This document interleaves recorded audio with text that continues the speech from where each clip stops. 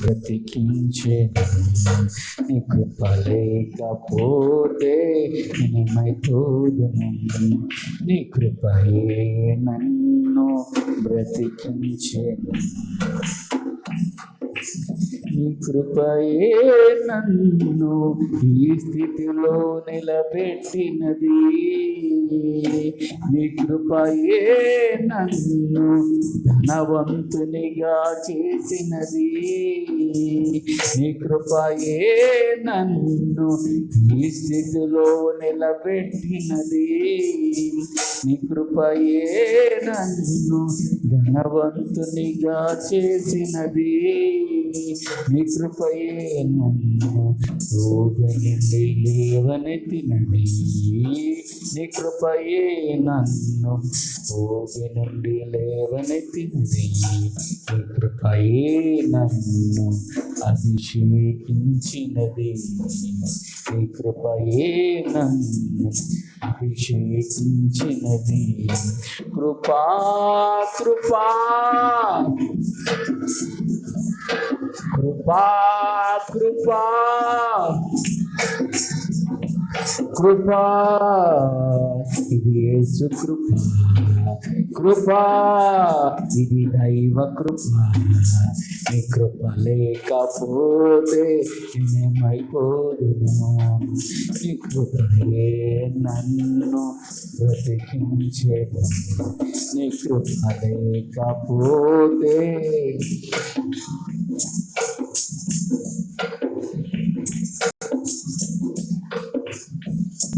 నా బలహీన సమయములో నా కృప నీకు చాలునంటివే. నా బలహీన సమయములో నా కృప నీకు చాలునంటివే. నీ కృప లేకపోతే నేనేమైపోదును. నీ కృపయే నన్ను. నీ కృప లేకపోతే నేనేమైపోదును. నీ కృపయే నన్ను బ్రతికించెను. హల్లెలూయా. ఇదే పాట పీటర్ గారు కూడా రాశారు. అందుకే లాలించిన అంటున్నారు మీరు అనమాట. ఆయన లాలించిన ఉంటుంది ఆయన పాటలో. అది ఇందులో కలిపి ఆడుతున్నారు వీరిని. దేవుని స్తోత్రం. హల్లెలూయా హల్లెలూయా. ఇలాగే ఉంటుంది ఇంచుమించుగా అది కూడా. దేవుని స్తోత్రం. సరే, ఏదేమైనా దేవుడు మనకు సమీపంగా ఉన్నాడు. హల్లెలూయా. God is good. ఏమంటే God is good all the time. అన్ని సమయాల్లో ఆయన మంచివాడు. హల్లెలూయా హల్లెలూయా. అన్ని సమయాల్లో ఆల్ ద టైం మంచివాడు. అందుకే క్రైస్తవులకి మంచి రోజులు చెడ్డ రోజులు ఉండవు, అన్నీ మంచి రోజులే. హల్లెలూయా. ఏమండి, హిందువులకి అయితే మంచి రోజులు చెడ్డ రోజులు, రోజుల్లో కూడా మంచి రోజులు చెడ్డ రోజులు ఉంటాయి. కానీ క్రైస్తవులకి ఏముండవు, అన్నీ మంచి రోజులే. హల్లెలూయా హల్లెలూయా. నువ్వు చెడ్డగా చేసుకుంటే చెడ్డగా చేసుకోవచ్చేమో, కానీ ఆయన ఇచ్చిన రోజులు అన్నీ కూడా మంచి రోజులు. హల్లెలూయా. సరే, ఏదేమైనా దేవుని మాటలు జుంటి తేనె ధారల కన్నా, అండి ఏ దారిలో జుంటి తేనె ధారల కన్నా మధురంగా ఉంటాయంట. ఎవరికి? నాలుగు ఉన్న వాళ్ళకి. ఎవరికి? నాలుగు పనిచేసే వాళ్ళకి. దేవుని స్తోత్రం. ఉన్న వాళ్ళకి ఎలా ఉంటుంది? కాకరకాయ తిన్నట్టు ఉంటుంది అనమాట. కొంతమందికి ఎలా ఉంటుంది? కాకరకాయ తిన్నట్టు. ఏదేమైనా మనం వాక్యాన్ని ఎలాగినాలా? ఆసక్తితో వినాలా. ఎలాగినాలా? ఆసక్తితో వింటే ఏ శక్తి నిన్ను ఆపలేదు. దేవుని స్తోత్రం. హల్లెలూయా. ఎవరో మన ఏమండి ఏం పేరు మహి. ఓ బాబు పాటల మీద పాటలు పాడేస్తున్నాడు. నేను పాటల మీద పాటలు రాసేస్తుంటే మనోడు పాటల మీద పాటలు పాడేస్తున్నాడు. దేవుని స్తోత్రం. అక్కడేమో ఒకడు ఆరాధికుడు అయిపోయాడు. సోమలకోటలో బ్యాచ్, గుంటూరులో ఒక బ్రాంచ్ పెట్టియాలని మేము. దేవుని స్తోత్రం, హల్లెలూయా. మంచిదే ఏమండి, తయారవ్వాలా. రానున్న కాలంలో ఏమండి ప్రతి ఒక్కరు కూడా దేవుని పని చెయ్యాలా. హల్లెలూయా, హల్లెలూయా. మన మోటో అదే. అంతేగాని చాలామంది అనుకుంటారు ఏమంటే ఎవరిని పైకి రానివారు అనుకుంటారు. పైకి రావాలి అందరూ, దేవుని స్తోత్రం. పైకి రానికపోవడం కాదు, పైకి రావాలా. అంటే ప్రతి ఒక్కరు కూడా ఏమవ్వాలా, దేవుని పని చెయ్యాలా. ఏ విధంగా చేతైనా చెయ్యాలా. కొంతమంది సహకరించే పని, కొంతమంది నిలబడే పని, కొంతమంది ఇచ్చే పని, కొంతమంది బోధించే పని. అందుకే అంటే పరిచర్లు నానా విధములని ఉంటుంది బైబిల్లో. పరిచర్లు ఏంటండి, పరిచర్య ఎవరు చేయాలా? అందరూ చేయాలా. పరిచర్య అనేది అందరిలో శిష్యులు కొంతమంది ఉంటారు అన్నమాట. ఏమంటారండి, శిష్యులు కొంతమంది ఉంటారు అండి. ఆ శిష్యులు ఏమవుతారంటే ప్రత్యేకంగా ఆ పనులు చేస్తూ ఉంటారు. అందుకే హోసన్న మినిస్ట్రీలో ఏంటి కుటుంబం, ఇల్లు, వాకులు అన్నీ వదిలేసి సేవకులతో తిరుగుతూ ఉంటారు. 10 మంది 15 మంది ఎప్పుడు వాళ్ళు కూడా తిరుగుతూ ఉంటారు. వాళ్ళ కార్లో ఎక్కడికి వెళ్తే అక్కడికి వెళ్ళిపోతూ ఉంటారు వీళ్ళు. ఇంకా వాళ్ళకి ఏమి ఉండదు, బాధ ఉండదు, బంధి ఉండదు, ఏమి ఉండదు. నేర్చుకోవటమే. ఆ సేవకులు చెప్తూ ఉంటారు, వీళ్ళు కూర్చొని నేర్చుకుంటూ ఉంటారు అనమాట. ఆఖరికి వీళ్ళు పెద్ద పాస్టర్లు అయిపోయినప్పుడు వీళ్ళకి మళ్ళీ పరిచర్యలు అప్పగిస్తారు. అందుకే యేసన్న గారు తర్వాత, యేసన్న గారు ఉన్నంత కాలం హోసన్న మినిస్ట్రీలో ఎవరో పెద్ద పాస్టర్లు కాదు. కానీ యేసన్న గారు ఎప్పుడైతే చనిపోయారో ఏమంటే అప్పుడు వరకు యేసన్న గారే పెద్ద పాస్టర్ దానికి. ఆయన చనిపోయిన తర్వాత ఏమంటే యేసన్న గారి పరిచర్యకి పాస్టర్లు అందుకని తెలుసా, 10 మంది పాస్టర్లు తేలేరు. పైగా పెద్ద పాస్టర్లు 10 మంది వెళ్ళిపోయారు.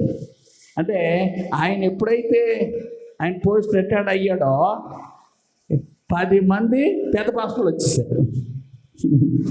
ఈ పెద్ద పాస్టర్లు వెనకాల ఇంకొక 50 మంది చిన్న పాస్టర్లు ఉన్నారు. ఇప్పుడు వాళ్ళందరూ అయిపోయారు అనుకోండి, వీళ్ళు పెద్ద పాస్టర్లు అయిపోతారు. 50 మంది పెద్ద పాస్టర్లు వచ్చేస్తారు. అప్పుడు చూసారు ఎలాగొందో. అంటే సంఖ్య పెరుగుతుందన్నమాట. అలాగే ఉండాలా, తయారై ఉండాలా. ఎప్పుడైతే ఏమండి ఆ సమయం వస్తుందో ఆ సమయంలో వారు ఏమవ్వాలా, వాడబడాలా. హల్లెలూయా. అందుకే ఎప్పుడు కూడా అంటే యుద్ధానికి వెళ్ళే సైనికుడు ఎలా ఉండాలా, సిద్ధముగా ఉండాలి. అందుకే ఈరోజు చిన్న దేశమే. ఏ దేశం ఏమండి, మన ఆంధ్ర అంతా కూడా ఉండదు. ఆ దేశం ఒక రాష్ట్రం అంతా కూడా ఉండదు.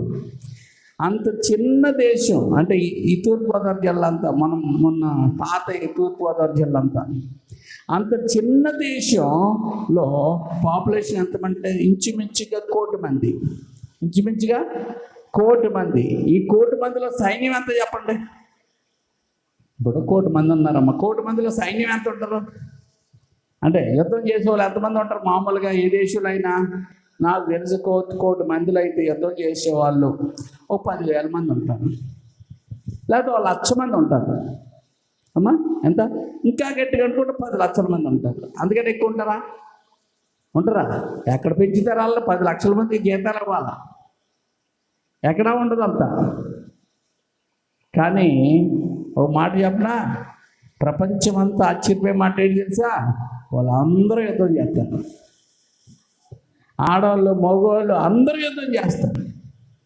కారణం ఏంటంటే ఎంత గొప్ప చదువు చదివినా 2 సంవత్సరాలు ఏమంటే మిలిటరీలో ట్రైనింగ్ అవ్వాల్సిందే. ఎన్ని సంవత్సరాలు? 2 సంవత్సరాలు. ఎందుకు 2 సంవత్సరాలు మిలిటరీలో కంపల్సరీ ట్రైనింగ్ అవ్వాలంటే దేశం కొరకు యుద్ధం చేయవలసి వస్తే వాళ్ళందరూ యుద్ధం చేస్తారు. చూసారా?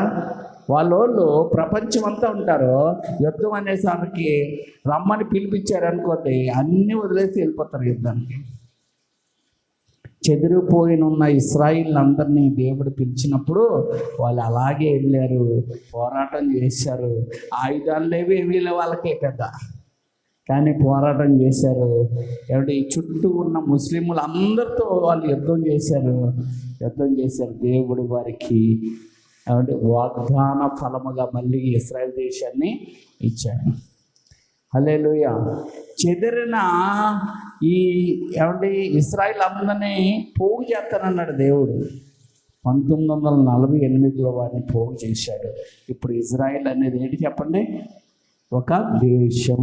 ఆ దేశం ఇప్పటికి కూడా చుట్టుపక్కల ఉన్న వాళ్ళతో ప్రతిరోజు పోరాడుతూనే ఉంటుంది. ఎప్పుడు గొడవలు ఎక్కడ. వాళ్ళేమో వీళ్ళ జోలికి రాకుండా ఉండరు, వీళ్ళేమో ఊరుకోరు. ఏమండి, ఒకళ్ళు తగ్గితే కూడా తగ్గిపోద్ది. కానీ ఏమండి వాళ్ళేమో వీళ్ళ జోలికి రాకుండా, వీళ్ళేమో వాళ్ళ జోలికి వెళ్ళకుండా ఉండరు. అందుకని ఎప్పుడు కూడా అక్కడ ఏం జరుగుతూ ఉంటుంది? యుద్ధం అలా జరుగుతూనే ఉంటుంది. కాబట్టి ఆ యుద్ధాన్ని మనం గమనించుకుంటూ ఉండాలంతే. దేవుని స్తోత్రం. హల్లెలూయా. ఈరోజు మార్కు సువార్త 2వ అధ్యాయం. మార్కు సువార్త 2వ అధ్యాయం 1 నుండి 12 వచనాలు మీరు ఇంటికి వెళ్ళిన తర్వాత చదువుకోండి. అక్కడ కపెర్నహూము అని ఒక ఊరు ఉంది. ఎవరండి? కపెర్నహూము. ఆ కపెర్నహూము అనే ఊరిలో యేసుక్రీస్తు ప్రభువారు వచ్చి ఒక పెంకుటింట్లో కూర్చున్నారు. కూర్చొని ఆయన ఏం చేస్తున్నాడంటే బోధ చేస్తూ ఉన్నాడు. ఏం చేస్తున్నాడు? బోధ చేస్తున్నారు. జనాలతో నిండిపోయాడు. ఆయన కూర్చున్న చోట ఏముంది? ప్లేస్ ఉంది. ఇంక రావడానికి వెళ్ళడానికి అసలు ప్లేసే లేదు. కిక్కరిసిపోయి ఉన్నారు. ఆయన ప్రసంగం చేస్తూ ఉన్నాడు. ఇలా ప్రసంగం చేస్తూ ఉంటే అంటే ఆయన ఏం చేశారు తెలుసా? 4 మనుషులు ఒక పక్షవాతంతో కాళ్ళు, చెయ్య, మూతి అన్నీ పడిపోయాయి. ఏం పడిపోయామ్మా? మూతి పడిపోయింది, నోరు పడిపోయింది, చేతులు పడిపోయినాయి, కాళ్ళు పడిపోయినాయి. ఏముంది? ఒక చూపు తప్ప ఏమీ లేదు.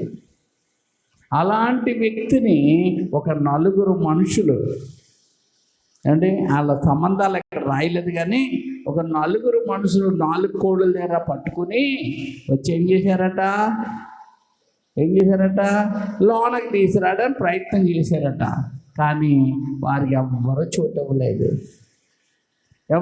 చోటు ఇవ్వలేనప్పటికీ వారు ఏం చేశారు అంటే ఎలాగైనా ఈ వ్యక్తిని ఏం చేయాలా? ఈ వ్యక్తికి మేలు చెయ్యాలని ఆలోచన చేశారు. దేవుని స్తోత్రం. ఈరోజు మనుషులు ఎలా ఉన్నారంటే ఎవరైనా పచ్చిగా ఉంటే చాలు వాళ్ళ ఇల్లు తగలెడదామని చూస్తున్నారు. వాళ్ళని ఈదులోకి లాగుదామని చూసే మనుషులే, కానీ మేలు చేద్దామన్న వాళ్ళు తక్కువైపోయారు. ఏమంటే ఒకనాటి కాలంలో దేవుడికి భయపడే వాళ్ళు ఉన్నారు. ఇప్పుడు దేవుడికి భయపడే వాళ్ళు తక్కువయ్యారు. దెయ్యాలకు భయపడే వాళ్ళు ఎక్కువయ్యారు. ఏమండి, దెయ్యానికి భయపడాలి, దేవుడికి భయపడాలా? కానీ దెయ్యాలకు భయపడే వాళ్ళు ఎక్కువయ్యారు, దేవుడికి భయపడే వాళ్ళు తక్కువయ్యారు. కానీ ఆ మనుషులు మేలు చేయాలనుకున్నారు. అంటే 4 కోళ్ళు పట్టుకున్నారు. తీసుకెళ్దామంటే వెళ్ళవట్లేదు. అప్పుడు ఏం చేశారంటే ఇల్లు ఇప్పేశారు. ఏం చేశారు? ఇల్లు ఇప్పితే ఊరుకుంటారండి ఎవరన్నా? ఇల్లు ఇప్పితే ఎవరన్నా ఊరుకుంటారా? ఊరుకోరు. కానీ ఆ ఇంటి ఓనర్ను కూడా వీళ్ళు ఏం చేశారో తెలుసా? కన్విన్స్ చేశారు. అరే బాబు, నీ ఇంటికంటే గొప్పది ఈ వ్యక్తి బాగుపడడం.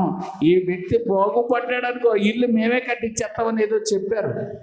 అందుకే ఆ ఇంటి మీదకి వెళ్ళి ఆయన ఇంటి కింద ఆయన కూర్చుంటే వీళ్ళు ఏం చేస్తారు? దూలాలు పోసేసి ఆ మంచానికి తాళ్ళు కట్టి ఆ పైనుంచి ఏం చేశారంటే దించారు. వాళ్ళ ఏమండి యేసుక్రీస్తు ప్రభువారు చూసింది ఏంటో తెలుసా? ఆ మంచం మీద ఉన్న వ్యక్తి కాదని చూడలేదు. ఆ పై నుండి వాళ్ళు దించారే, వాళ్ళ విశ్వాసాన్ని ఆయన చూచాడు. దేవుని స్తోత్రం. ఒకసారి కొంతమంది హాస్పిటల్లో అడ్మిట్ అయ్యి ఉంటారు. కాబట్టి అడ్మిట్ అయ్యి ఉన్నప్పుడు కొంతమంది గిలగిల ఆడిపోతూ ఉంటారు వాళ్ళ కోసం. వాళ్ళకి సంబంధం ఉండదు, అయినప్పటికీ గిలగిలలాడుతూ ఉంటారు. ఏమయ్యా ఎందుకు అతని కోసం అంటే అతను యేసు ప్రభు మాటలతో చెప్పి చిన్న ప్రార్థన చేస్తే బతుకుతాడేమో అన్న మాకు ఆశ ఉందండి, అక్కడికి వెళ్ళాలండి, కొంచెం మరి మీకు మాకు అవకాశం ఇవ్వండి అని బతుకులాడుతూ ఉంటారు. కొంతమంది ఇస్తారు, కొంతమంది ఇవ్వరు. ఇచ్చిన వాళ్ళు మేలు పొందుకుంటారు, ఇవ్వలేని వాళ్ళు ఏమండి నష్టమే ఉంటుంది ఎప్పుడు కూడా. ఎందుకంటే మ్యాక్సిమము అంటే కాళ్ళు చేతులు నోరు పడిపోయిన వాడికి వాడి విశ్వాసంతో పని లేదు. మరి ఎవరి విశ్వాసంతో పని?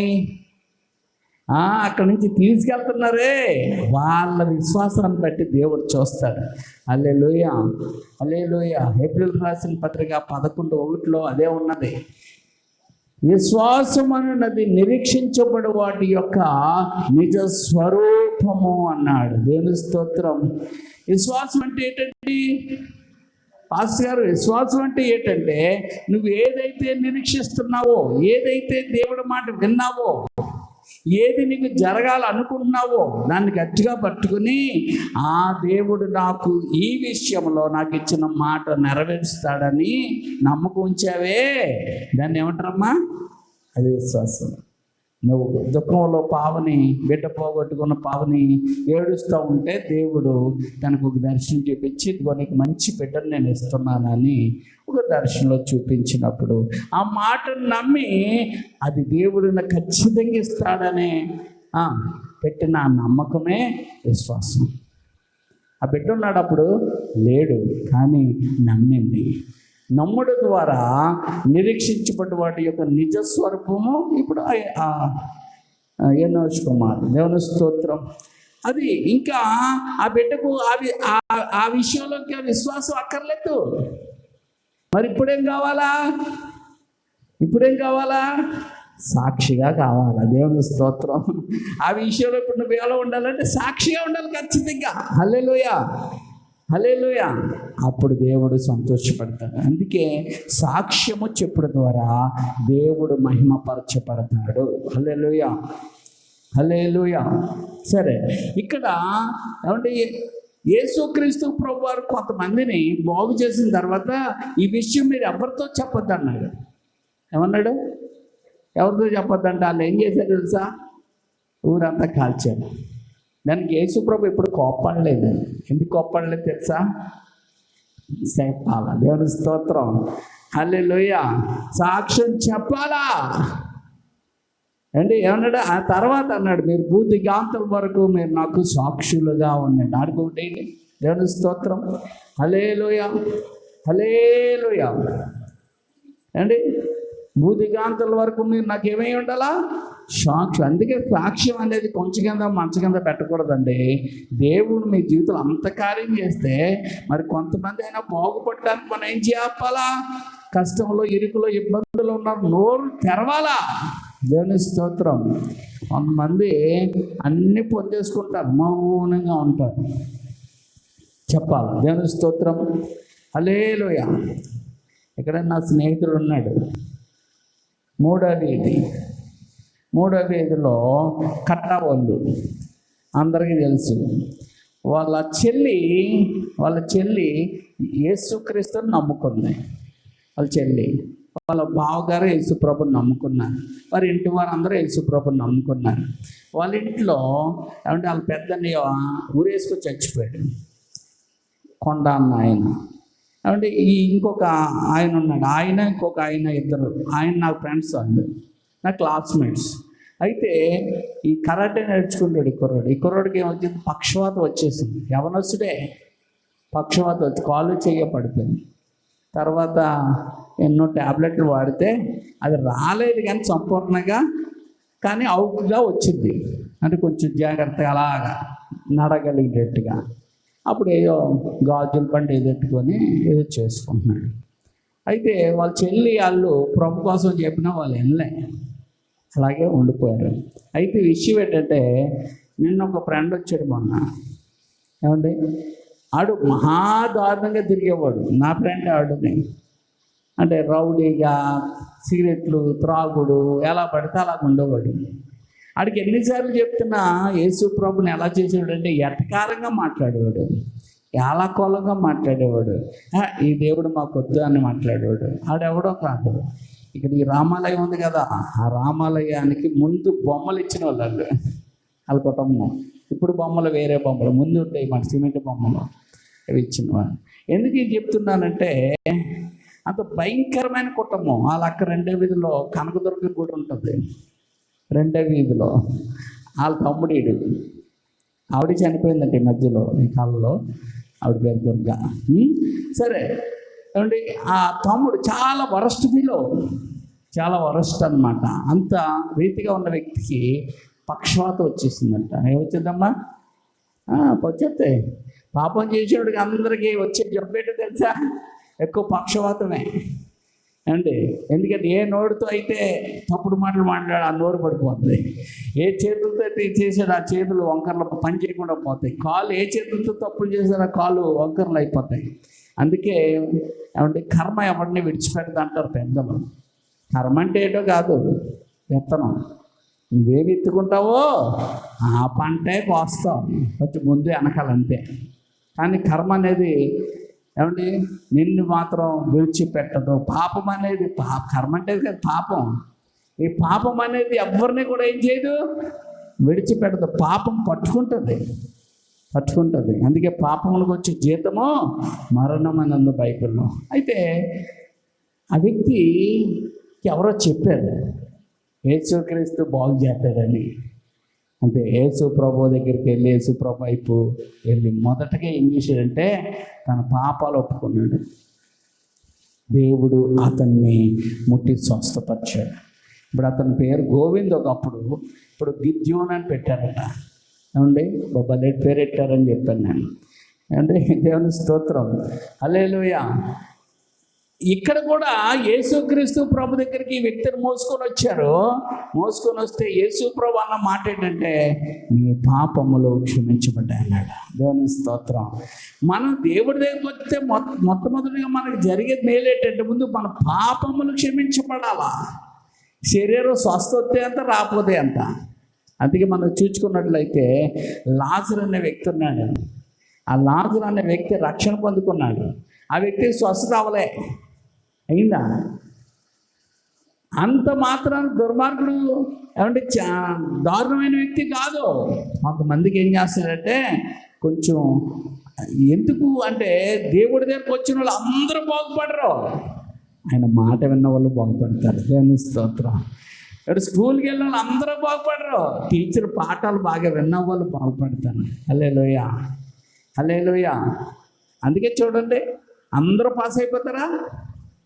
అందరూ పాస్ అవుతారు, అందరూ పాస్ అవ్వరు. ఎవరైతే బాగా విని చదివారో వాళ్ళు పాస్ అవుతారు. దేవుని స్తోత్రం. అయితే నా స్నేహితుడు మాట విన్నాడు, ఇతరుల స్నేహితుడే మాట వినలేదు. ఇతడు అలాగే ఉన్నాడు. ఇతడు చక్కగా బాగైపోయాడు. అనారోగ్యమే లేదు.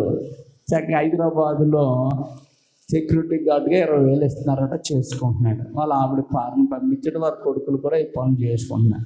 ఎందుకు ఈ మాటలు చెప్తున్నానంటే ఎప్పుడో పోవలసిన వాడు, లేకపోతే బాధతో ఉండవలసిన వాడిని దేవుడు ఏం చేశాడు? అతని పాపములు క్షమించి అతను స్వస్థపరిచాడు. దేవుని స్తోత్రం, హల్లెలూయా, హల్లెలూయా. నేను నీకు స్వస్థత వచ్చినామో రాకపోయినా నీ పాపములు క్షమించబడితే కనుక పరలోకం వెళ్తాం. ఎంతండి?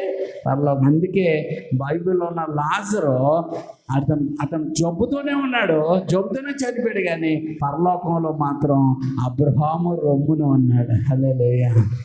ఎక్కడున్నాడు? ఎంత గొప్ప ధన్యత ఆ లాజరు పొందుకున్నాడు చూడండి. దేవుని స్తోత్రం, హల్లెలూయా.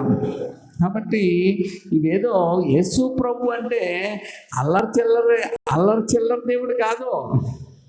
యేసు ప్రభు అంటే అల్లరి చిల్లర దేవుడు కాదు. మరి యేసు ప్రభు అంటే ఏంటంటే సర్వ మానవాళికి పరిశుద్ధ దేవుడు.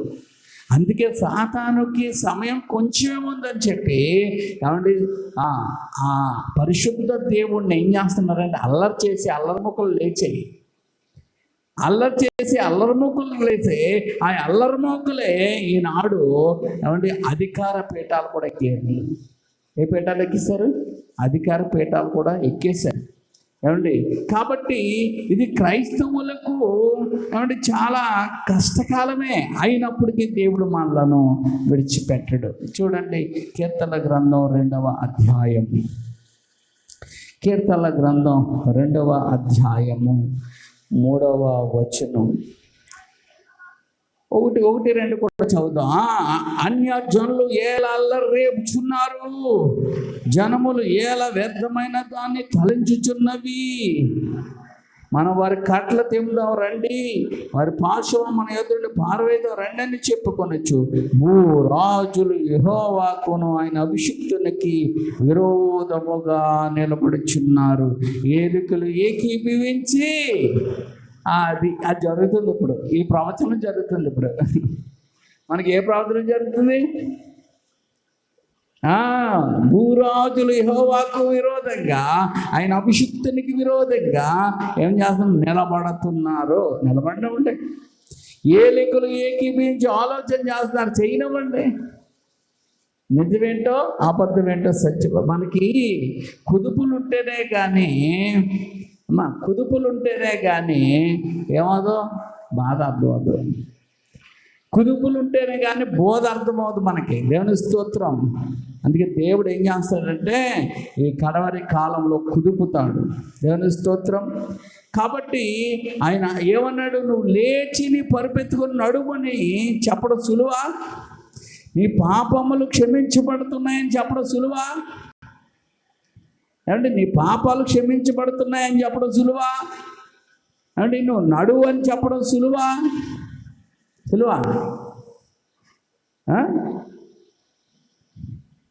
ఎవరు పాపాలు క్షమించగలరు ఈ లోకంలో? దేవుడు ఒక్కడే. మన పాపములు, నీ పాపములు, నా పాపాలు క్షమించగలరు. కానీ పాపాలు క్షమించబడాలని మనుషులు ఏం చేస్తున్నారంటే అంటే ఎక్కడికెక్కడో బూడిదే పామేసుకుంటున్నారు. చచ్చిపోతే శవాల బూడిదలు రాసుకుంటున్నారు, బట్టలు ఇప్పుతున్నారు, గంజాయి తాగుతున్నారు, మందు తాగుతున్నారు, గంజాయి తాగుతున్నారు. ఇవన్నీ చేసి ఏమంటే భయంకరమైన రీతిగా చేసుకుంటున్నారు. పొద్దున్న చెప్పాను, 17,000 లీటర్ల పాలు ట్యాంకుతో తెచ్చారు. ఏ ట్యాంకు? పెద్ద లారీ ట్యాంకుతో తెచ్చి అది వదులుతున్నారు. ఎందులో వదులుతున్నారు? నదిలో వదులుతున్నారు. ఎవరు పిచ్చి మూర్ఖులారా! నదిలో ఊరితే నది కంపు పడుతుంది. అవి పిల్లలకి ఇవ్వండి, వృద్ధులకి ఇవ్వండి, ఆకలితో ఉన్న జనాలకు పంచిపెట్టండి. అది ఎవరు చెప్పరు? వాళ్ళు చెప్పరు. వాళ్ళకి అయ్యే చేయాలి. ఏం చేయాలి? పిచ్చి పనులు చేయాలా? ఏ పనులబ్బా? పిచ్చి పనులు చేయాలా? అంటే మంటల్లో దూకడం, కాళ్ళతోనే పట్టుకుంటాం, సూదులు గుచ్చుకుంటాం, ఒళ్ళు రొక్కుకుంటాం. ఇంకేంటండి దెయ్యాల పనులు అయ్యాన్ని. అందుకే దేవుని ఆరాధించడం అయి కాదు. ఈ మధ్యన ఆ బాణి క్రైస్తత్వంలోకి వస్తుంది. ఏంటి? పాట అర్థమవుతావు. ఏమర్థమవుతావు? పాట అర్థమవుతావు. ఎగరడం ఆ ఒక్క మాట అంటారు, హల్లెలూ హల్లెలూ హల్లెలూ. అది ఏమో పిచ్చి మాట్లాడుతున్నాడో తెలియదు. అంటే హల్లెలూ అనే మాటనే సాగదీసి కిందకెట్టి అది చేస్తూ ఉంటాడు. అది ఆరాధన. ఆరాధన అంటే స్పష్టంగా మనలో ఒక్కొక్క పదము అర్థం తెలియాలా. అందుకే కదా మీకు 4 మాటలు చెప్పడం. ఆ అర్థం వివరించి చెప్పి దాన్ని ఏం చేస్తున్నాం? పాడుకుంటున్నాం. అప్పటికి మీరు దాన్ని క్యాచ్ చేయలేక నీకే స్తోత్రం అంటున్నారు మీరు. అక్కడ ఆ పాట అంతా పాడలేదు. పరిశుద్ధుడా అన్నామనుకో, మీరు పరిశుద్ధుడు అనరు, నీకే స్తోత్రం అంట. ఎందుకంటే ఆ పరిశుద్ధమైన పదం మీరు క్యాచ్ చేయట్లేదు. మీరు అమ్మా ప్రతి స్తుతి పాటలో మీరు ఏం చెప్తున్నారు? 2 సార్లు చెప్పినా కూడా 2 సార్లకి వెనకాల ముక్క కట్టుకుంటామే కానీ ఎదర ముక్క ఎప్పుడైనా అట్టుకుంటున్నారా? అంత స్పష్టంగా చెప్తుంటేనే ఎదర ముక్క కట్టుకోలేకపోతే వాళ్ళు అర్థం కాని మాటలు ఏవో మాట్లాడుతుంటే ఏ ముక్క కట్టుకుంటావు నువ్వు? వెనకాల నీకే స్తోత్రం అన్నది కూడా వదిలేస్తావు నువ్వు. ఇంకా వదిలేసి ఉస్సంటావు, అనుకుంటూ ఉంటావు. ఎందుకంటే ఏమనుకుంటా పర్లేదు. ఒక కుర్రాడు ప్రేయర్ జరుగుతుంది. ఆ ప్రేయర్లో ఇది ఏం చేస్తాడు తెలుసా? వాళ్ళందరూ ప్రేయర్ చేస్తుంటాడు. శుభ్రంగా జేబులో తీసుకొని కొంచెం తినేసుకొని అదే కేసి అన్నాడు. అడే యాక్ట్ చేస్తున్నాడు. కాబట్టి సన్నిధిలో కూడా అర్థం పర్థం లేకుండా ఏదో అనుకున్న వాళ్ళు ఉంటారు. ఎవరు చూద్దాడు నిన్ను అన్నట్టు. కాబట్టి ఆరాధన అంటే అర్థం పర్థం లేదు కాదు, అర్థం ఎరిగి దేవుణ్ణి ఆరాధించడం. అర్థం తెలిసిందే ఆరాధన. హల్లెలూయా. అర్థం తెలియంది ఆరాధన కాదు. అందుకే పాట నేను ఎప్పుడు కూడా ముందు పాటను చదువుకో. ఏం చేయాలా? పాటను ముందు చదువుకో. పాటలో ఎక్కడ అర్థం అవ్వలేదో దాన్ని అడిగి తెలుసుకో, అప్పుడు పాడుకో. అప్పుడు నీకు ఆ హృదయం తాకుతుంది. అర్థం తెలియకుండా పాట పాడితే ఏముంటుందండి? బాలసుబ్రహ్మణ్యం అదే చేశాడు. ఆయనకి అర్థం తెలియకుండా పాటలు పాడేశాడు. ఆయన రక్షించబడలేదు, కానీ ఆయన పాడిన పాటలు అనేక మంది అర్థం చేసుకుని రక్షించబడిపోయారు. దేవుని స్తోత్రం. చూసారా అంత గొప్ప కార్యం? అందుకే ఆయన కూడా అర్థం చేసుకుని ఉంటే ప్రభుని బహిరంగంగా ఒప్పుకున్నాం. మనకి కల్పన ఉంది చూసారా, పాటలు పాడుతుంది కల్పన. ఆవిడ అర్థం చేసుకుంది, ఆవిడ రక్షించబడుతుంది. దేవుని స్తోత్రం. హల్లెలూయా. అంటే ఆవిడ అర్థం చేసుకుంది.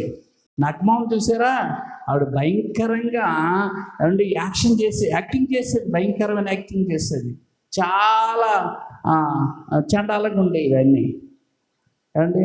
కానీ అలాంటి ఆమె ప్రభుని అర్థం చేసుకుంది. ఈరోజు నగ్మ ప్రభు సేవ చేస్తూ ఉంది. దేవుని స్తోత్రం. ఏమండి ఇప్పుడు ఎక్కడ కనబడట్లేదు ఆవిడ. కారణం ఏంటి?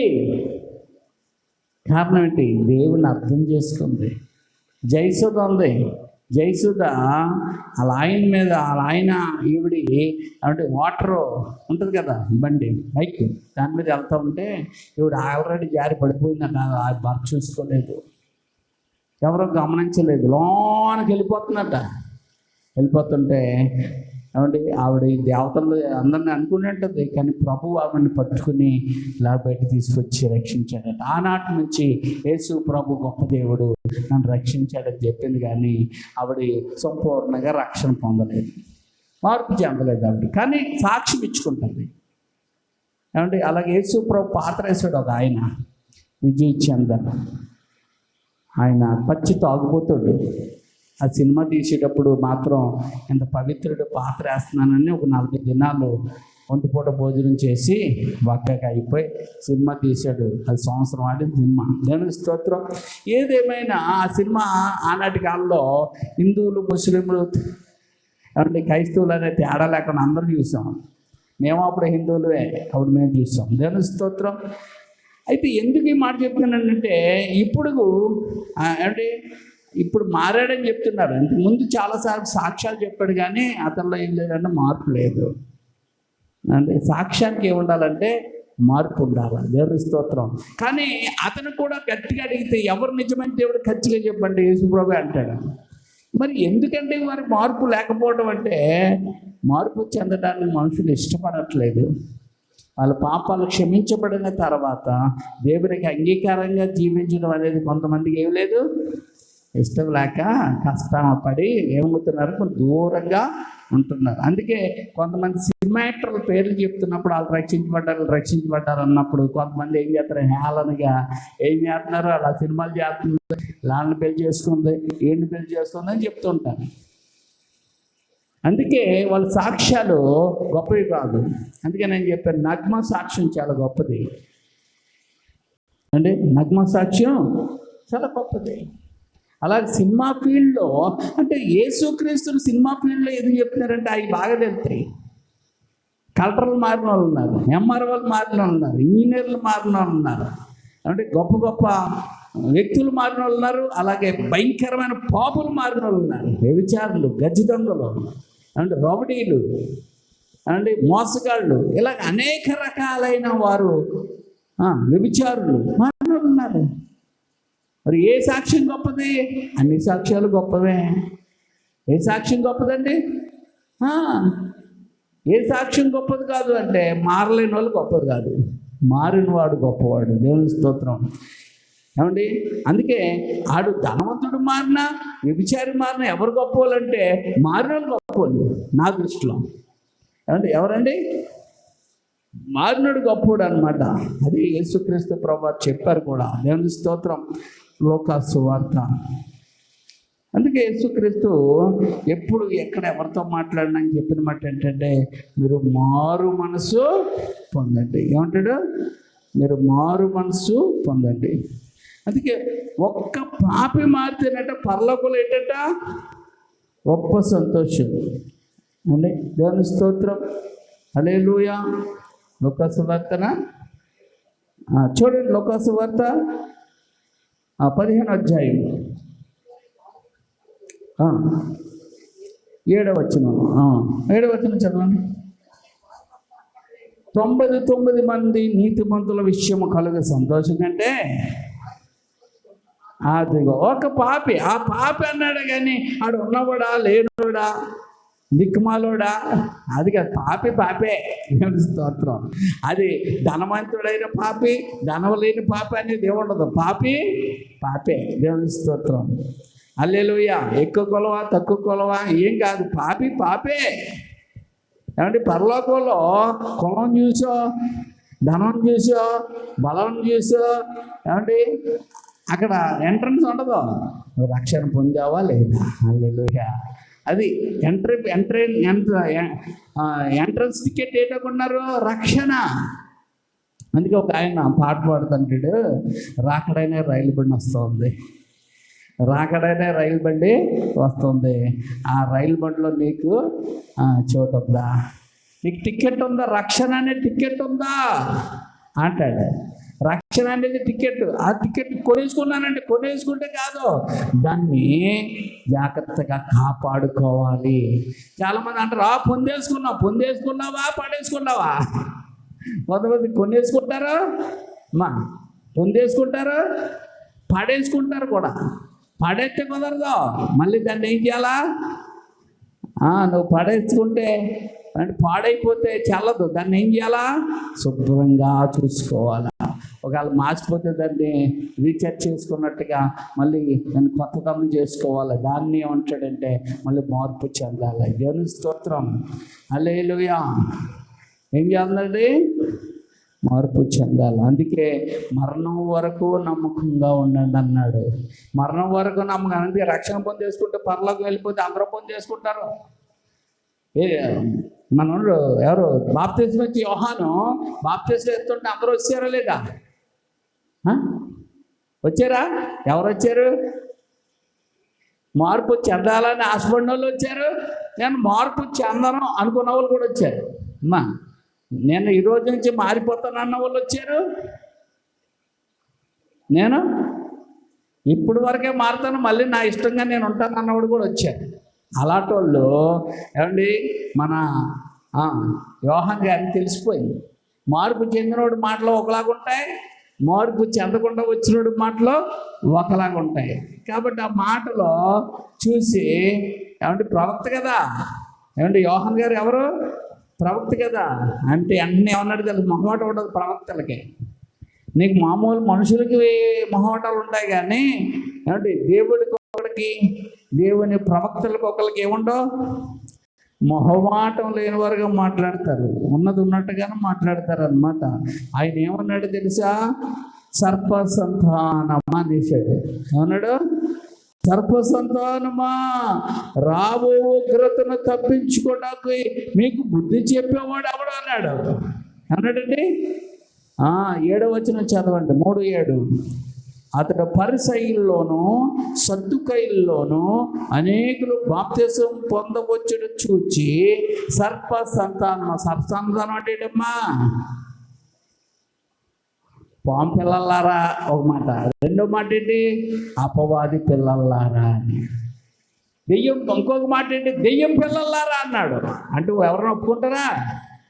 పెద్ద మనుషులు వాళ్ళు, వచ్చిన వాళ్ళు పెద్ద మనుషులు అలాగంటే ఊరుకుంటారా? అండి ఆయన అంటే ఊరుకున్నారు. దేవుని స్తోత్రం. ఎందుకంటే ఆయన మామూలుడు కదా, ఆయన ప్రవక్త. ఏదైనా ఒక మాట అన్నాడంటే అయిపోయింది. అందుకే మీకు అంటే మన పౌరాణిక సినిమాల్లో దేవుడినే ఈ సాధువులు ఉంటారు కదా, ఋషులు ఏం చేస్తారా? రాయిపో అంటే రాయిపోతారు, వాళ్ళు చెప్పించేస్తారు. ఈయనంతే, ఈయన ప్రవక్త, ఋషి చెప్పించేస్తాడు ఈయన. అందుకని వాళ్ళకి నోరు మూసుకొని అమ్మ మన పాపులోను బాబు ఆయన అంటే అన్నాడు కానీ మనం ఊరుకుందామని కోరుకున్నారండి. ఆ మామూలుడైతే అమ్మో వాళ్ళు ఆడించేస్తారు ఆటలో. కానీ ప్రవక్త కదా, ఈయనేం చేస్తాడు చెప్పించేస్తాడు. అందుకని వీళ్ళకి భయం. ఏమండి ఆ గొడవ వచ్చింది ఇక్కడికే. అందుకే దేవుళ్ళు సైతం ఋషులకు భయపడతారు. అమ్మ దేవుళ్ళు సైతం ఎవరు భయపడతారు? ఋషులు భయపడతారు. అదవుతుందా? ఇక్కడ ఒక ఆయన అది అంటున్నాడు, మొన్న గొడవ జరుగుతున్నాయి కదా, గొడవ జరుగుతుంటే ఆయన అన్నారు, బ్రాహ్మణులైనా ఎప్పుడు దేవాలయంలో పూజలు చేయాలంటే ఆయన ఉంటాడు అనుకున్నారు. బ్రాహ్మణులు అంటే ఎవరు అనుకుంటారు? మంత్రం ఎవరు రాదును? దేవుడు అమ్మా దేవుడట మంత్రాధీనం అట. దేవుడేదా? దేవుడు ఎవరు? మంత్రానికి ఆధీనుడంట. ఆ మంత్రం ఎవరిదంట? బ్రాహ్మణుడంట. ఏమండి దేవుడు దేనికి ఆధీనం? మంత్రానికి కాదు. మంత్రం ఎవరిదే? అందుకని ఆ దేవుడు కూడా ఆ బ్రాహ్మణుల ఆధీనంలో ఉంటారట. అంటే ఎవరు గొప్ప? ఇప్పుడు బ్రాహ్మణుడే గొప్ప. ఈగరా చిన్న పబ్లిక్గా చెప్పేశాడు ఆయన చెప్పిన మాట చెప్తున్నాను సుమా, నేను కల్పించేది కాదు. కాబట్టి ఎవరి ఆధీనంలో ఉన్నాడు దేవుడు? మా ఆధీనంలో ఉన్నాడు అన్నారు. మనం ఎవరి ఆధీనంలో ఉన్నట్టే? దేవుని ఆధీనంలో ఉన్నాం. మన మంత్రాలకి ఎంతకాయలు కాదు మనది. దేవుని స్తోత్రం, హల్లెలూయా. ఏమండి కాబట్టి మన దేవుడు సజీవుడు. మన దేవుడు ఎవరండి? సజీవుడు. అందుకే సజీవుడైన దేవుణ్ణి మృతుల్లో మీరు ఎందుకు ఎదుగుతున్నారు అని చనిపోయి తిరిగి లేచాడు. అందుకే ఆయన సమాధి ఇప్పుడు ఏంటో తెలుసా? ఖాళీ సమాధి. ఏ సమాధి? ఖాళీ సమాధి. యాకోబు రాసిన పత్రిక 1:6 ఉంటుంది, ఏ మాత్రం సందేహించకూడదు. చాలామందికి సందేహాలు ఎక్కువ. ఎక్కడ లేని సందేహాలన్నీ ఎక్కడ వస్తాయి? ఇక్కడ వస్తాయి. అమ్మా యేసు ప్రభు కన్యకు పుట్టాడు. ఎవరు పుట్టాడమ్మా? ఎలా పుడతారండి పాస్టర్ గారు? కన్యకి భర్త ఉండాలి కదా, మరి ఇది ఉండాలి కదా. చెవులో పుడతాడని నమ్మేస్తావే. ఎందులో పుడతావు? చెవులో పుడతాడని నమ్ముతావు. చేపకు పుడతాడని నమ్మేస్తావే. చెమటకు పుడతాడంటే నమ్మెత్తవే. కొండలో పుడతాడంటే నమ్మెత్తవే. అయ్యో కుండలో పుడతారా? అన్నిటికీ నమ్మేస్తావు. కానీ యేసు ప్రభు కన్యకి పుడతాడు అంటే మాత్రం అది నమ్మం. ఎక్కడ పుట్టేస్తాడంటే మట్టికి పుట్టేస్తాడన్నా నమ్మేస్తావు. అంటే అసత్యాలకి నువ్వు అసలు ఆ డౌట్ అడగవు. మరి దేనికి అడుగుతావు నువ్వు? కన్యకు పుడతాడంటే నువ్వు డౌట్ ఫీల్ అవుతావు. దేవుడు కన్యకి బిడ్డ పుట్టించలేదా? గొడ్రాలకి బట్టి పుట్టించలేదా? సారమ్మ గారి గొడ్రాలు 60 సంవత్సరాలు పైపడిపోయి. ఏమండి కానీ ఆమెకు బిడ్డనవ్వలేదు దేవుడు. 100 సంవత్సరాల వయసులో ఇచ్చాడు. అంటే దేవుడికి అసాధ్యమైనది ఏదైనా ఉందా? మరి అది నమ్మినప్పుడు ఇది నమ్మాలిగా. అది నమ్ముతున్నావా? నమ్ముతున్నాం. మరి ఇది నమ్మాలి కదా. మరి ఎందుకు ప్రశ్న వేయకూడదు కదా. ఇది పాసిబుల్, అది పాసిబులా? ఇదే పాసిబుల్ కానీ అది పాసిబుల్ కాదు. మీరు నమ్ముతున్నారు, మీరు నమ్ముకోండి. కానీ మా నమ్మకాన్ని మాత్రం మీరు ఏం చేయకూడదు? ఎటకారం చేయకూడదుగా. అందుకే ఎవరినైనా ఎటకారం చేసేటప్పుడు మీ ఇంట్లో ఉన్న చెత్త చేసుకోవాలా, లేకపోతే సేమ్ అయిపోతారు. అందుకే క్రైస్తవులను ఎక్కువగా కుదపకూడదు. ఎందుకంటే క్రైస్తవులు ఎక్కడి నుంచి వచ్చారు? ఆ బురదలోంచి వచ్చిన వాళ్ళనే. ఎక్కడి నుంచో ఆకాశంలో జీవుడు పడలేదు అంటే దాన్ని ఏదో మనం బ్రిటిష్ వాళ్ళమంట. మన బ్రిటిష్ వాళ్ళమా? అసలు బ్రిటిష్ వాళ్ళకి మిషనరీలకి అర్థం తెలియని ఎదవలో ఎక్కువ అయిపోయారు. మిషనరీలు వేరు, బ్రిటిష్ వాళ్ళు ఎందుకు వచ్చారు? వ్యాపారం కోసం వచ్చారు. మిషనరీలు ఎందుకు వచ్చారు? సేవ చేయడానికి వచ్చారు. ఈరోజు మెక్లాన్ హై స్కూల్లో మీరు చూసారు ఎప్పుడైనా? 40 ఎకరాలు. ఎన్ని ఎకరాలమ్మా? 40 ఎకరాలు. కెనడా నుంచి వచ్చారు వాళ్ళు. కెనడా నుంచి వచ్చి ఆ మెక్లాన్ గారు వాళ్ళ ఆవిడ గారు వాళ్ళ ఆస్తులన్నీ అమ్ముకొని వచ్చి 40 ఎకరాలు కొని, ఏమండి పిల్లలకి హాస్టల్లో, టీచర్లకి హాస్టల్లో, ఏమండి అలాగే అక్కడ ఉన్న స్టాఫ్కి హాస్టల్లో, క్వార్టర్లో అన్నీ కట్టారు. అందులో కట్టి ఫ్రీగా భోజనం పెట్టి, ఫ్రీగా చదువు చెప్పి ఎంతోమందిని విద్యావంతులు చేశారు వాళ్ళు. అర్థమవుతుంది మీకు? ఇప్పుడే ఆనాటి కాలంలో ఎవరైనా చదువు చెప్పేవారేంటి? ఏ కులం కాదు, నువ్వు ముస్లిం అయినా, హిందువు అయినా, నువ్వు తక్కువడమైనా, ఏ కులపోడమైనా మీరు వాళ్ళు చెప్తారు. కానీ ఇక్కడున్నాయి పాఠశాలలు, ఆ పాఠశాలలో కులం తక్కువ వాళ్ళకి చెప్పరు. మరి ఎవరు చెప్తారు? శూద్రులకి చెప్పరు. శూద్రులు అంటే తెలుసు కదా, శూద్రులు అంటే ఇక్కడ ఉన్న వాళ్ళు ఎవ్వరు కూడా ఏమండి హై క్యాస్ట్ కాదు, అందరూ శూద్రులే. శూద్రులు అంటే 3 క్యాస్టులు తక్కువ కింద ఉన్న వాళ్ళందరూ శూద్రులే. అర్థమవుతుందా? బ్రాహ్మణ, వైశ్య, రాజులు, క్షత్రియ, ఈ 3 పెద్ద క్యాస్టులు ఉన్న. కింద అన్నీ ఏంటి చెప్పండి? శూద్రులు. ఇంక మరి ఎస్సీ ఎస్టీ వాళ్ళు ఎలా పుట్టారో తెలియదు. అర్థమవుతుంది మీకు? ఈ శూద్రులు ఎందులోంచి పుట్టారు? పాదాల్లోంచి పుట్టారు. ఎందులోంచి? మరి ఈ ఎస్సీ వాళ్ళు, ఎస్టీ వాళ్ళు ఎలా పుట్టారు ఏమో తెలీదు. అందుకని వాళ్ళు అంటరాని వాళ్ళు. అందుకని వాళ్ళు ఊరికి చివర ఉండాలా. ఎక్కడ ఉండాలా? ఊరికి చివర ఉండాలి. మొత్తం కట్టుకోవాలి, వెనకాల చీపురు కట్టుకోవాలా, వాళ్ళు చచ్చిపోయినట్లు తినాలా. ఎంత దారుణమైన పరిస్థితిలో ఉన్న ఈ భారతదేశాన్ని మిషనరీలు బాగు చేశారు. మిషనరీలు చాలా గొప్ప వాళ్ళండి. కృతజ్ఞత ఉన్నవాళ్ళు చెప్పుకుంటారు, కృతజ్ఞత లేని వాళ్ళు పిచ్చి పిచ్చి మాటలు మాట్లాడతారు. కృతజ్ఞత ఉన్నవాళ్ళు, ఈరోజు కాటన్ గారు ఒక మిషనరీ. ఆ దొరగారు లేకపోతే ఈరోజు ఎవరికి ఏమి లేవు, తిండి మెతుకులు ఉండవు. అర్థమవుతుందా? అలాగే ఈరోజు హాస్పిటల్ అన్నీ కూడా, వైజాగ్లో ఉంది కదా కింగ్ జేమ్స్, అది ఎవరు కట్టించారు? అమ్మ మిషనరీలు కట్టించారు. ఈ రోజుకి కూడా కింగ్ జేమ్స్ హాస్పిటల్, కేజీహెచ్ అంటారు ఇంగ్లీష్లో, కింగ్ జేమ్స్ ఆయన పేరు. అలాగే గుంటూరులో పెద్ద హాస్పిటల్, అది కూడా మిషనరీలు కట్టించారు. హాస్పిటల్లో స్కూల్స్, ఏమండి హాస్పిటల్లో స్కూల్స్, ఇంకా ఏంటంటారు మూఢనమ్మకాల నుంచి విడుదల చేసింది ఎవరంటే క్రిస్టియన్నే. ఒకటి కాదు, బోల్డ్ ఉన్నాయి. కానీ ఈ క్రిస్టియన్ మీద ఏం చేస్తారంటే బురద జల్లుతున్నారు అనేక మంది. బ్రిటిష్ వాళ్ళకి అమ్మేస్తారు, బ్రిటిష్ వాళ్ళకి అమ్మడం పెట్టి, బ్రిటిష్ వాళ్ళే మనకి ఇచ్చేసి వెళ్ళిపోయారు. వాళ్ళు ఉండాలనుకుంటే ఉండరా.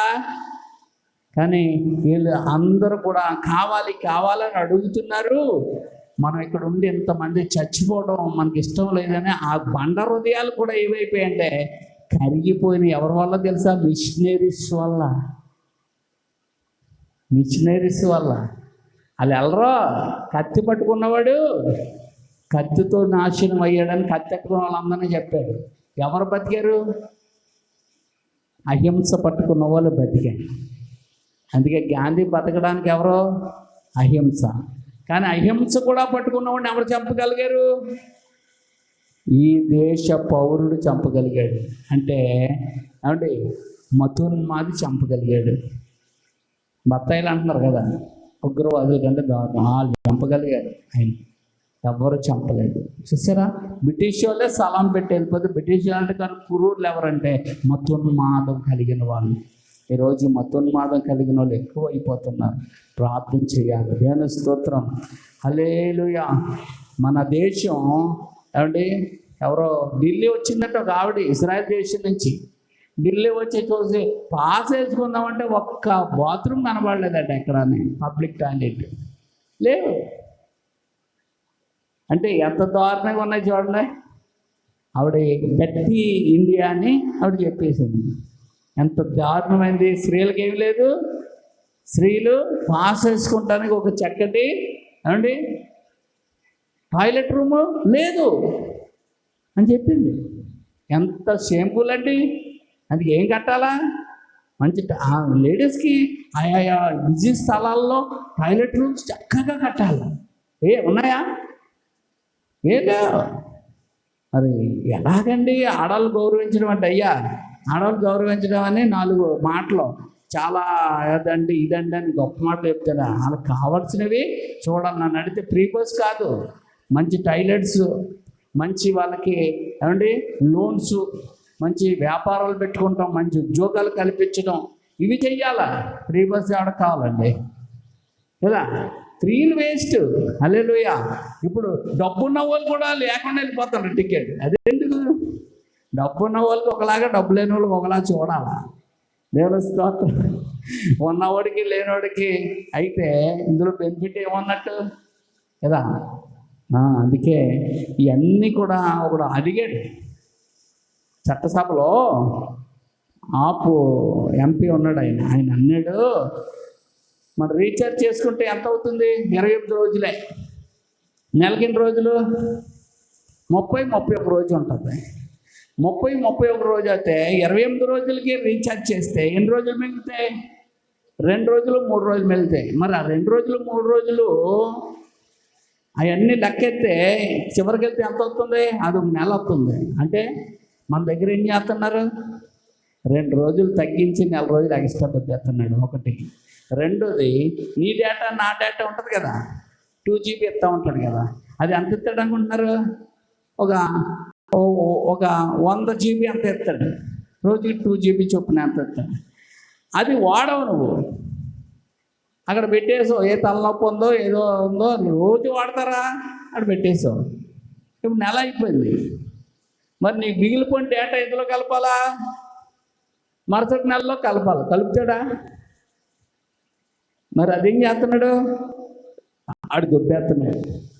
మాకు కొత్తగా వచ్చిన టైంలో అయితే ఈ నెలలో టాక్ టైం వాడలేదనుకో, ఆ నెలలో టాక్ టైం ఎంత వాడలేదు అంతా కలిపేవాడు అనమాట. కానీ ఇప్పుడు ఆళ్ళు కలిసిపోయి ఏం చేస్తున్నారంటే మనుషులు దోచేస్తున్నారు. అప్పుడు ఎంత ఉండేది? 150, 160, 170, 200 ఉంటుంది. ఇప్పుడు ఎంత అనుకుంటున్నారు? రీఛార్జ్ 350. అంటే ఎంత పెంచేశారో చూడండి. అడిగేవాడు అన్నాడా? అప్పుడు ఎన్ని కంపెనీలు ఉంటాయి? 6-7 కంపెనీలు ఉంటాయి. ఇప్పుడు ఎన్ని కంపెనీలు? ఇప్పుడు ఏంటంటే కలిసిపోయారు కదా. ఐడియా ఆడు కలిసిపోయారు, ఇంకోడు కలిసిపోయారు. ఇప్పుడు ఎన్ని ఉన్నాయి? 2. మనకు తెలిసే జియో ఒకటి, ఎయిర్టెల్ ఒకటి, ఇంకోటి ఏదో ఉంది, విఐ ఒకటి. ఇంకేం లేవు. 3. ఎన్ని ఉండే? 7-8 కంపెనీలు ఉంటాయి మనకి. యూనియర్ అంటే అది ఎంత మాట్లాడుకున్నా అయ్యేది కాదు. అంటే ఒకరికొకరు పోటీ ఉండడం వల్ల ఏముండేది? పోటీ ఉండదు, చౌకగా ఉండేది. ఇప్పుడు పోటీ లేదు. నాళ్ళు కుమ్మక్క అయిపోయాయి. జనాలు ఏం చేస్తున్నారు? దోచేస్తున్నారు. దానికోసం మాట్లాడేవాడు ఒక ఉన్నాడా? ఉన్నాడు ఒకడు. అని తీసి పడిచారు. ఉన్నాడు ఒకడు. అని ఏం చేశారు? మొత్తం మాట్లాడడానికి అధికారులు అక్కడ తీసుకొని చూసారా? అందుకే ఎప్పుడు కూడా ప్రజల పక్షాన్ని ఎవడన్నా మాట్లాడితే వాళ్ళు ఎలాంటి పక్కన పెట్టారు. అందుకే ప్రజల పక్షాన్ని మాట్లాడేవాడు ఉండకూడదు అనుకుంటాను. అందుకే ప్రజల పక్షాన్ని మాట్లాడేవాడు ఈరోజు కరువు అయిపోయాడు. అందరూ కూడా ఎవరు అంటే ఏమంటే ఈ కులాలు మాట్లాడేవాళ్ళు, మతాలు మాట్లాడేవాళ్ళే. ప్రేమను మాట్లాడేవారు, సహాయం మాట్లాడు, ఉద్యోగాలు మాట్లాడు, ఎడ్యుకేషన్ మాట్లాడు, ఆరోగ్యం మాట్లాడేవాళ్ళు రాజకీయ నాయకుల్లో లేరిళ్ళు. ఎందుకంటే వాళ్ళ పిల్లలు ఇక్కడ చదవరు. వాళ్ళ పిల్లలు ఎక్కడ చెప్తారు? ఫారిన్లో చదువుకుంటారు. మీ పిల్లలు మన పిల్లలు ఇక్కడ ఉంటారు. అందుకే ఇంగ్లీష్ మీడియంలో అస్సలు వద్దు అంటారండి. కానీ జగన్ మంచి పని చేశాడు. కానీ ఏమంటే నిలబడిన అవ్వట్లేదు. కానీ ఏమంటే ఇంగ్లీష్ మీడియం అసలు సరిస్తే మారవద్దు అనేది. ఎందుకు పేదవాళ్ళలో ఉండిపోవాలని. అర్థమవుతుందా? అందుకే ఏమండి ఈ గవర్నమెంట్ అంతా కూడా ఇవన్నీ మారాలంటే ముందు మనం ఇవ్వాలంటే మనం మారి ప్రభు చిత్త ప్రకారం మనం వెళ్ళగలిగితే ప్రతి ఒక్కరూ కూడా దేవుడు మనం దీవిస్తాడు. హల్లెలూయా. యాకోబు 1:6 చూడండి. ఏమంటే ఏది దేవుడిని అడిగినా మీకు ఏమి ఉండకూడదు అంటే డౌట్ ఉండకూడదు. ఏముండకూడదు? అనుమానంతో అడగకూడదు. మరి ఎలాగన్నా అడగల? నమ్మకముతో, విశ్వాసముతో దేవుడిని అడిగితే దేవుడు ఇస్తాడా? అక్కడ చూడండి, ఏమాత్రం సందేహించకుండా అడిగిన వాడికి ఏం చేస్తాడట? అదిగో సందేహించిన వాడు గాలి పట్టుకుంటాడు. కానీ సందేహం లేకుండా అడిగినాడు అద్భుతాలు ఆశ్చర్యకార్యాలు దేవుడు చేస్తాడు. దేవుని స్తోత్రం. ఒకటి. రెండోది ఏంటంటే ఒకరికొకరు తోడ్పాటుగా ఉండాలా. అంటే దేవుడి బిడ్డలు ఎలా ఉండాలండి? ఒకరికొకరు సహాయపడేటట్టుగా ఉండాలా. కానీ ఒకరినొకరు తిట్టుకునేటట్టుగా, ఒకరినొకరు ద్వేషించుకునేటట్టుగా ఉండడం అనేది దేవుడి చిత్తం కాదండి. గలతీయులకు రాసిన పత్రిక 6:2 చదవండి. గలతీయులకు రాసిన పత్రిక 6:2. గలతీయులకు రాసిన పత్రిక 6:2. ఏం చేయాలండి? ఒకని భారమునొకడు ఒకళ్ళ భారం ఒకరు భరించేలాగా ఉండాలి. కానీ ఏమంటే ఒకరినొకరు కించపరిచేటట్టుగా మనం ఎన్నడూ ఉండకూడదని వాక్యం చెప్తుంది. సామెతల గ్రంథం 17:17. సామెతల గ్రంథము 17వ అధ్యాయము 17వ వచనం. 17:17.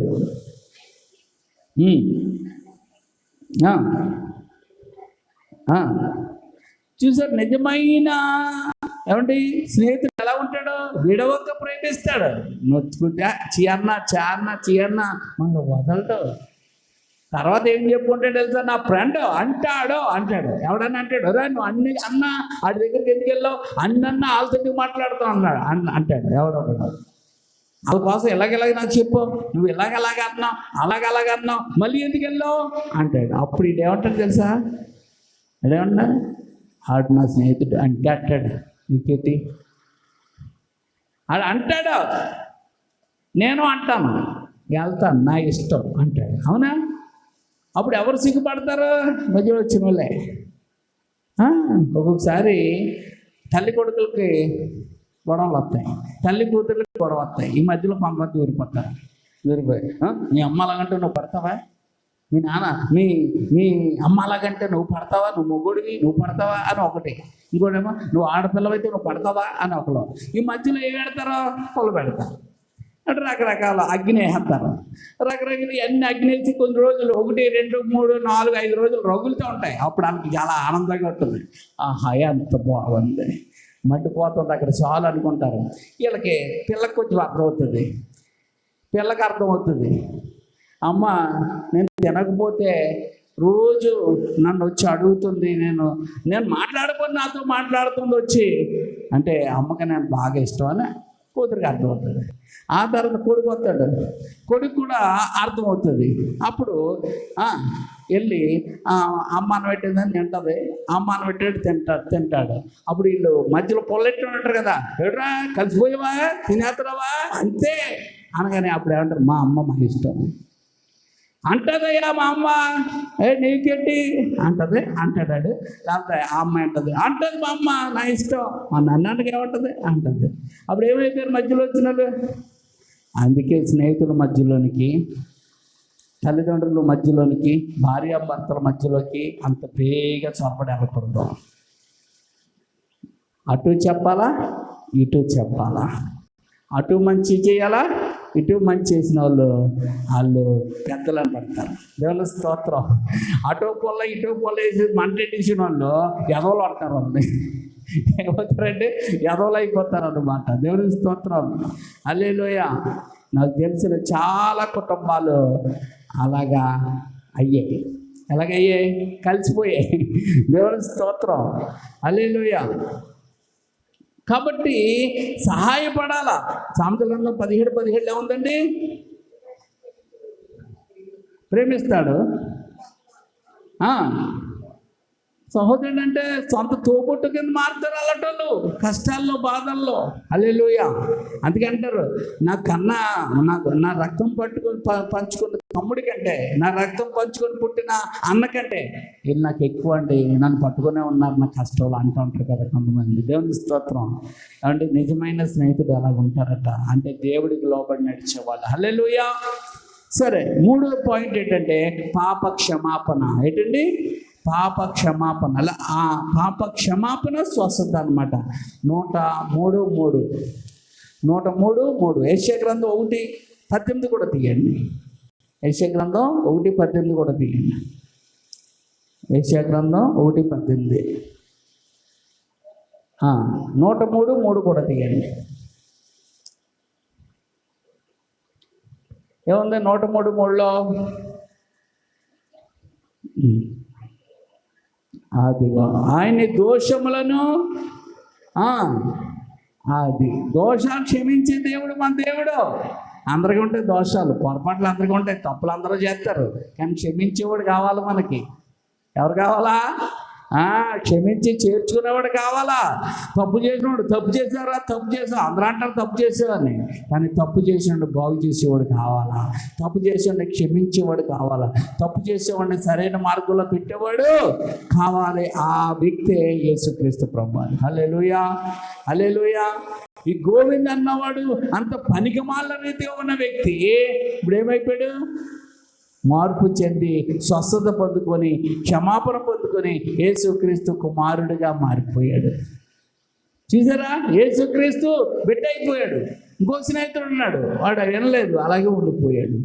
అందుకే వల్లర్పించుట కంటే మాట వినుట శ్రేష్టం, వాళ్ళు మేలు పొందుకుంటారు. హల్లెలూయా, హల్లెలూయా. యెషయా గ్రంథం 1:18లో ఉన్న మాట ఏంటంటే, యెహోవా ఇలాగూ సెలవిస్తా ఉన్నాడు, రండి మన వివాదం తీర్చుకుందాం. మీ పాపములు రక్తం వల్ల ఎర్రనివైనను అవి హిమము వలె తెల్లగా మారుస్తాను. కెంపు వలె ఎర్రగా ఉన్నా అవి గొర్రెబొచ్చులాగా తెల్లగా మారుస్తాను అన్నాడు. మంచులాగా గొర్రెబొచ్చులాగా తెల్లగా మార్చేస్తాడు మన పాపాన్ని. అందుకే యేసు ప్రభులో ఉన్న వాళ్ళు ఎవరో తెలుసా అమ్మా? యేసు ప్రభులో ఉన్న వాళ్ళు పాపముతో ఎర్రగా కనబడుతున్న వాళ్ళు కాదు, పాపము నుండి తెల్లగా కనబడుతున్న వాళ్ళు. అందుకే ఎక్కువ తెల్లని అసలు అందుకే వేస్తూ ఉంటారు. క్రైస్తవులు ఎక్కువ తెలుపు ఎందుకు వేస్తూ ఉంటారు తెలుసా? మనం కడగబడిన వాళ్ళం. హల్లెలూయా, హల్లెలూయా, హల్లెలూయా. 4వ పాయింట్ ఏంటంటే దేవుని అద్భుత శక్తి, అధికారం. ఏంటండి?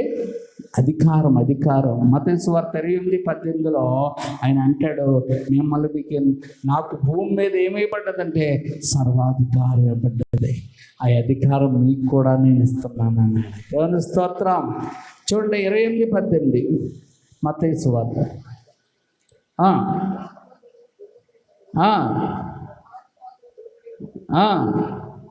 ఏమండి? యేసు ప్రభు దేవుడు కాదని చెప్తుంటారు కదా చాలామంది. ఇక్కడ భూమి ఆకాశంలో పరలోకంలోనూ భూమి మీద సర్వాధికారం ఉందంట. ఎవరికి అంటే సర్వాధికారం ఎవరికి ఉంటుంది? దూతలకు ఉంటుందా? మనుషులకు ఉంటుందా? దేవుడు. అందుకని యేసు ప్రభు ఎవరో దేవుడు. దేవుని స్తోత్రం. ఒక్క మాటలో కొట్టుపడేచ్చు అన్నమాట. హల్లెలూయా. కలెక్టర్ గారు ఎప్పుడైనా నేను కలెక్టర్ అని చెప్పుకుంటాడా? అమ్మా, కలెక్టర్ గారు కలెక్టర్ అని చెప్తారా? మరి ఎవరు చెప్తారు? మరి ఎవరు చెప్తారు? ప్రమాణ స్వీకారం చేసినప్పుడు అక్కడ చెప్తాడు. అంటే జిల్లాకు వస్తున్నారని ఎవరు చెప్తారు? మన పేపర్లు చెప్తే, వార్తలు చెప్తాయి, అలా దేవదూతలు చెప్తాయి ఆయన కోసం. యేసుప్రభు దేవుడని ఎవరు చెప్తారు? దేవదూతలు చెప్తాయి. అదే కదా వార్తాహరులు. కానీ మన వాళ్ళందరూ అంటారు, యేసుప్రభు ఎక్కడ దేవుడు అని చెప్పుకున్నాడా? దేవుడు అని చెప్పుకున్నాడా? అయ్యేం మాటలో దేవుడు అని చెప్పుకోవటం ఏంటి? పరలోకంలో భూమి మీద నాకు సర్వాధికారం కలిగి ఉందంటే ఎవరైనా దేవుడు కదా. హల్లెలూయా. కొంతమంది మతి లేని మాటలు మాట్లాడుతూ ఉంటారు. చూడండి లూకా సువార్త 1:37. లూకా సువార్త 1:37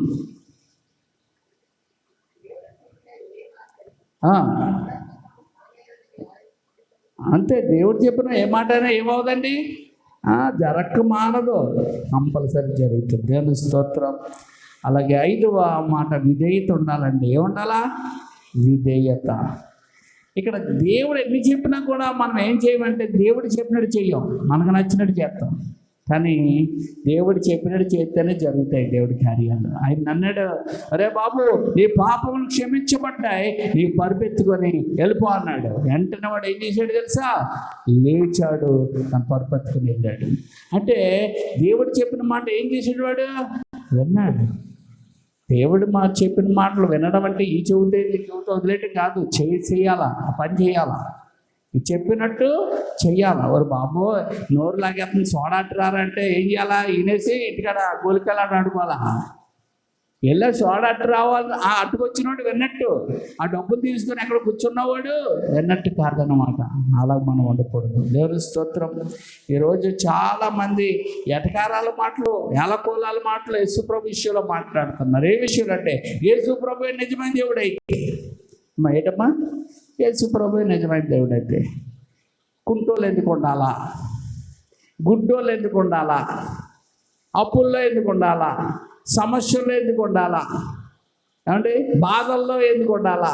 కష్టాల్లో ఎందుకు ఉండాలా?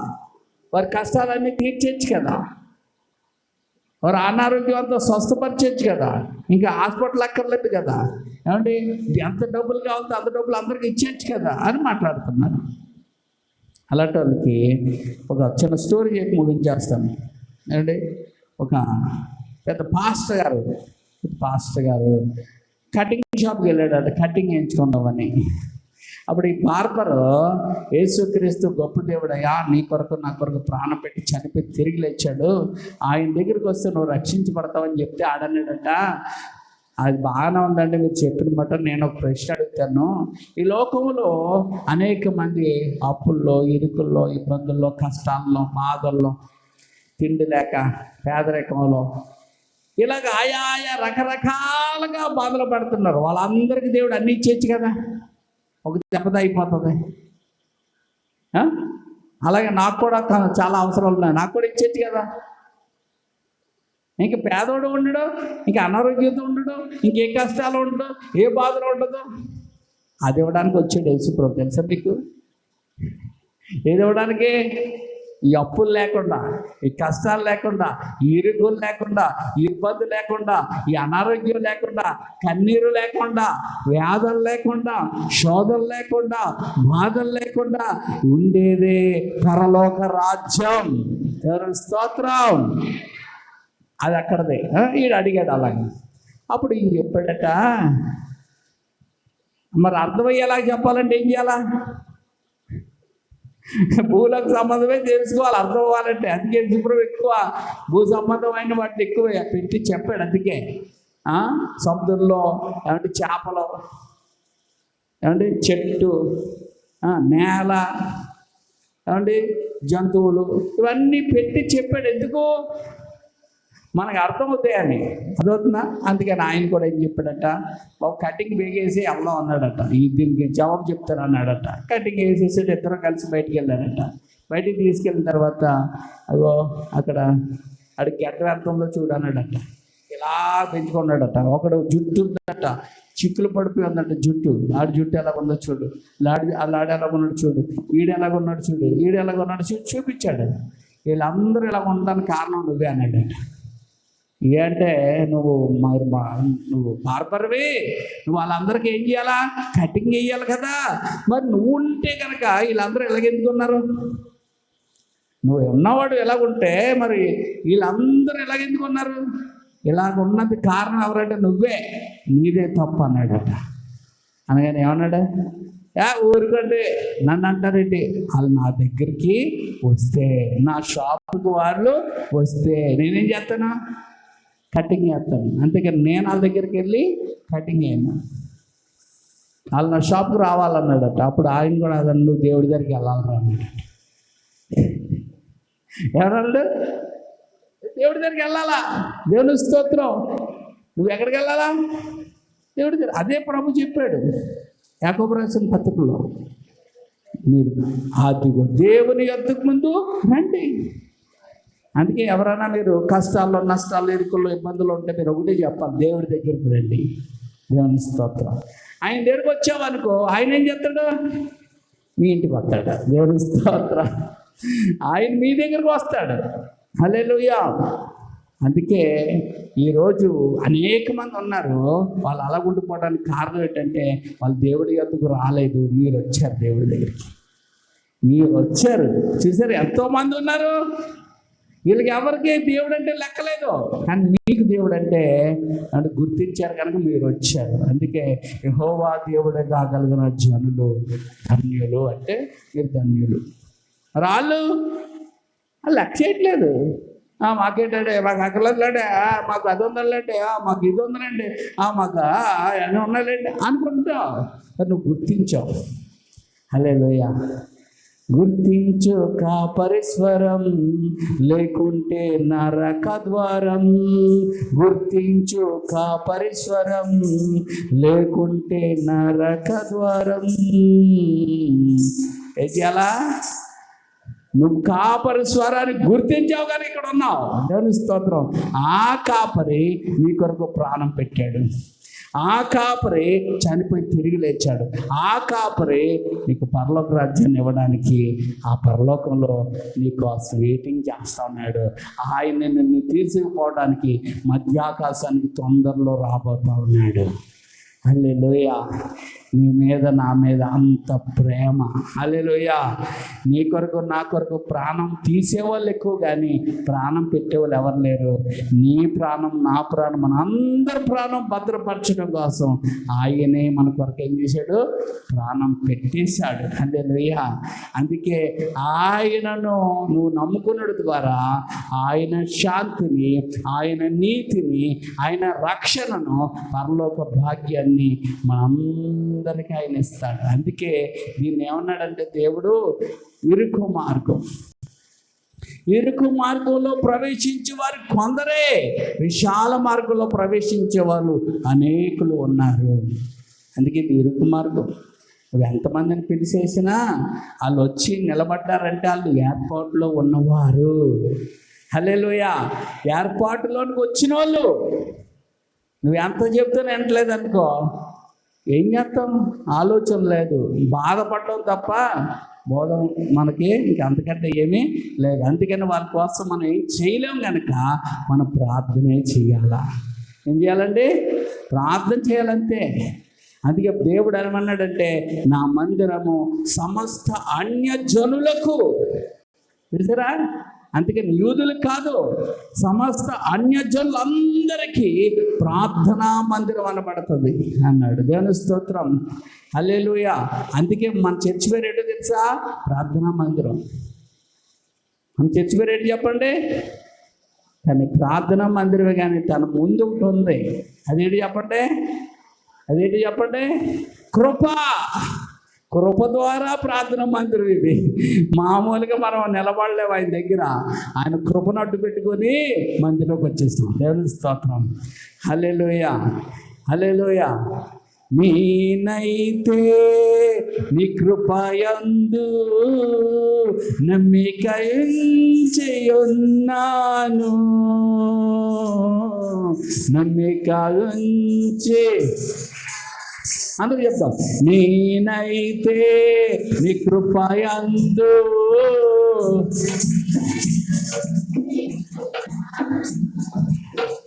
నమ్మిక ఉంచి. కృపా కృపా నీ కృపా కృపా క్రీస్తు కృపా కృపా కృపా కృపా క్రీస్తు కృపా. నేనైతే నీ కృపయందు